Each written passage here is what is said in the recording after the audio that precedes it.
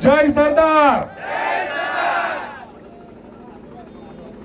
ગુજરાતના પાટીદાર સમાજે જ્યારે જ્યારે જય સરદારના નારા સાથે કોઈ માંગણી લઈને નીકળ્યું છે ત્યારે માંગણી પૂરી થઈ છે। પાટીદાર સમાજનો અને ગુજરાતનો ઇતિહાસ ફરીથી ગુજરાતમાં પાટીદાર સમાજ સર્વ સમાજની પીડાને વાચા આપવા માટે એક જે ભાગેડું લગ્ન પ્રથાના નામે ચાલતું રેકેટ દૂષણ એના અનુસંધાનમાં ફરીથી આપણે અમારા મિત્ર વડીલ દિનેશભાઈએ અને જસદણ પાટીદાર સમાજે જે સર્વ સમાજની આગેવાની લઈ અને ગુજરાતના પીડાતા સમાજનો આપણે પાટીદારનો એક દાખલો આપણું થોડો ઉત્તર ગુજરાતનો જો ભાષા કડવી હશે થોડો અર્થનો અનર્થ ના થાય આવું બધું થાય ઘણી વાર પટેલિયાના શેઠે કોઈ એક ચા વારવા આવે તો આપણે પાવડો મિલિંગ પાડી દઈ હતી તો એ જમીન કરતા આપણી દીકરી બહુ મોટી સંપત્તિ છે। જો આપણે એક ચાહમાં પાવડો ઠોકતા હોય તો આપણી મહામૂલી સંપત્તિ આપણી પ્રતિષ્ઠા આપણો પ્રાણ એની ઉપર નજર નાખવાનું એનું જીવન બગાડવાનું એક જે રેકેટ ચાલી રહ્યું છે દૂષણ ચાલી રહ્યું છે। આપણે અહીંયા પ્રેમ લગ્નના વિરોધમાં આપણી દીકરી કે દીકરા પોતાનો જીવન સાથી જાતે પસંદ કરે એના વિરોધમાં નથી પણ મારી પહેલા જેમ બેને કીધું કે ઉછીનું બાઈક 300 ના ડુપ્લિકેટ રેબલ લખેલા ચશ્મા 50 નું પેટ્રોલ પુરાઈ અને ગુજરાતના વિકસિત સુવિકસિત દરેક સમાજની દીકરીને ટાર્ગેટ કરી અને આખા સમાજનું બેલેન્સ બગાડવાનું ષડયંત્ર ગુજરાતમાં મોટા પાયે ચાલી રહ્યું છે। આ લડાઈ આ ષડયંત્ર વિરુદ્ધની લડાઈ છે। બધા બહુ ચાલીને આયાથી બહુ લાંબી વાત નથી કરવી। આ તો જો સરકાર સોલ્વ નહીં કરે તો આ બધું આપણું ચાલતું જ રહેવાનું। મને હમણાં મીડિયાવાળાએ કીધું પ્રશ્ન પૂછ્યો કે જો સરકાર તમારા પ્રશ્નોનું સોલ્યુશન નહીં લાવે તો શું કરશો? મેં તો ગુજરાતની સન્માનનીય સરકાર ખૂબ હોશિયાર છે, એની જોડે આઈબી છે, ઇનપુટ છે અને સૌથી મહત્વની વાત અમારા બધાનો બાયોડેટા છે કે આ લઈ નીકળે આને વેલા હાર પતાવો નતે આ ટોળું જે આવડું છે એ ગુજરાતના ટોળા ગુજરાતની સરકારે વિપક્ષે 2015, 17, 18 બધામાં જોયા છે।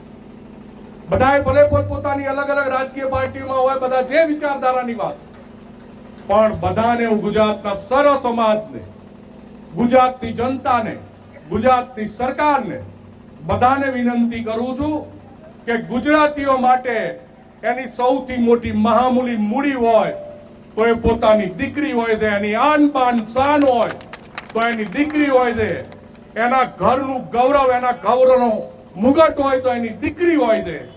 અને આ પટેલિયા જો એક શેઢા ઉપર ભેંસ લઈને કોઈ ઘૂસી જાય અને પાવડો ઠોકતા હોય તો અમારી પ્રતિષ્ઠા ઉપર કોઈ દાવ લગાવતા આવશે તો અમે શું કરશું એ બધાએ વિચારી લેવાનું છે।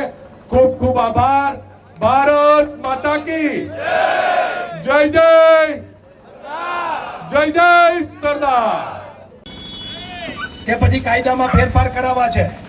આ કાગળિયા લઈ જાય એટલે ગમે ત્યાં 1 લાખનો નક્કી કરેલા ગુજરાતમાં એવા વકીલો છે, એવા દલાલો છે, એવા માણસો છે કે નક્કી કરેલી જગ્યા પર દીકરી જાય કે ન જાય એનું ડોક્યુમેન્ટ આવી જાય એટલે 1 લાખ રૂપિયામાં લગ્ન રજીસ્ટર કરી દઈએ છે અને એના સાક્ષીઓ, એના પુરાવા, એના બ્રાહ્મણ, એનું મંદિર આ બધું જ મેનેજ કરેલું હોય છે અને લગ્ન લાખ રૂપિયામાં થઈ જાય દીકરીની જિંદગી બરબાદ થઈ જાય છે। મા બાપને ખબર હોતી નથી 22-24 વર્ષની દીકરી કોના ભેગી વહી ગઈ।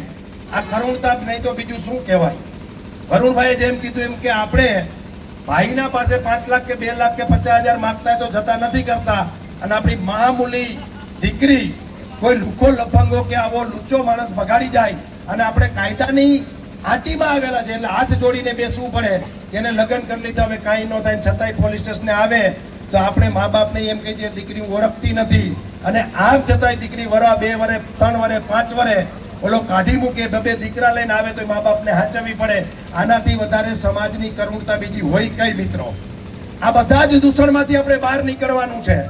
અને હું ખાસ કરીને કહું છું કે વધુમાં વધુ દીકરીઓ પાટીદારોની ટાર્ગેટ થાય છે. હું જે શક્તિશાળી જ્ઞાતિઓ છે એને આજે આભાર માનું છું, કારણ કે એક પણ લુખ્ખો લફંગો એમની દીકરી હમું નહીં જોઈ શકે. એને ખબર છે કે શું પરિણામ આવે. પટેલિયા ભોળા છે, ભાભેડા છે, માથાકૂટમાં ઉતરેવા નથી.